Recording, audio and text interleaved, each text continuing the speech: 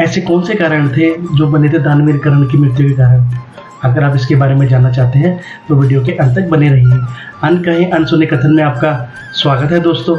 जैसे कि महाभारत में बताया गया है कि परशुराम जी सिर्फ ब्राह्मण को ही शस्त्रों की शिक्षा देते थे, इसलिए कर्ण ने ब्राह्मण का वेश धारण करके यह झूठ बोला कि वह एक ब्राह्मण का पुत्र है। परशुराम जी ने कर्ण पर विश्वास कर लिया और उसे धनुर्विद्या देने लगे। समय के साथ कर्ण धनुर्विद्या में निपुण हो गया। यह देखकर परशुराम जी बहुत प्रसन्न हुए और उसे अपना प्रिय शिष्य बना लिया।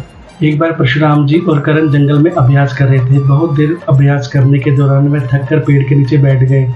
इसी दौरान परशुराम जी को नींद आ गई और वह कर्ण के घुटने पर अपना सर रख के सो गए। तभी थोड़ी देर बाद ही एक बिच्छू आया जो कर्ण को बहुत तेज से काटने लगा। कर्ण अपने गुरु की निंद्रा में खलल डालना नहीं चाहते थे, इसलिए वह बिल्कुल भी नहीं हिले।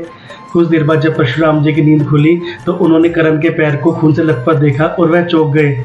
उन्होंने कहा, तुम ब्राह्मण हो ही नहीं सकते, तुम क्षत्रिय हो, क्योंकि अगर तुम ब्राह्मण होते तो ब्राह्मण तो एक मच्छर के काटने पर भी राम राम राम राम करता है, लेकिन तुम इतने सहन शक्ति है और तुम्हें इतनी शक्ति है कि तुम एक बार भी नहीं हिले। तब कर्ण ने परशुराम जी से कहा कि मैंने आपसे झूठ कहकर विद्या ग्रहण की है, मैं कोई ब्राह्मण पुत्र नहीं, मैं एक सूत पुत्र हूँ। यह सुनकर परशुराम जी बहुत ज़्यादा क्रोधित हुए और उन्होंने उसे तुरंत श्राप दे दिया। और परशुराम जी ने कर्ण को श्राप देते हुए कहा कि जब भी तुम्हें इस विद्या की सबसे ज़्यादा ज़रूरत होगी तुम इसका इस्तेमाल नहीं कर पाओगे और सारे मंत्र भूल जाओगे और यही तुम्हारी मौत का कारण बनेगा। ये था कर्ण को दिया गया पहला श्राप। कर्ण को दूसरा श्राप एक ब्राह्मण ने दिया। एक दिन कर्ण शब्द भेदी बाण का अभ्यास कर रहे थे, तभी उनको झाड़ियों में से किसी जीव की चलने की आवाज़ आई।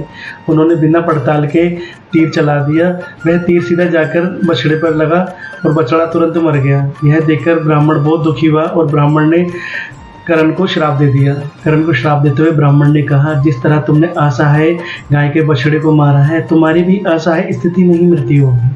तीसरा श्राप इसी ब्राह्मण ने कर्ण को दिया और ये कहा कि जब तुम रथ पे सवार होकर अपने आप को इतना सर्वश्रेष्ठ बन जाते हो, बिना सोच विचार के किसी के ऊपर भी तीर चला देते हो, जब तुम्हारा निर्णायक युद्ध होगा तुम्हारा रथ का पहिया जमीन में धंस जाएगा, तुम अपने सम्मान की ऊंचाइयों से नीचे गिर जाओगे।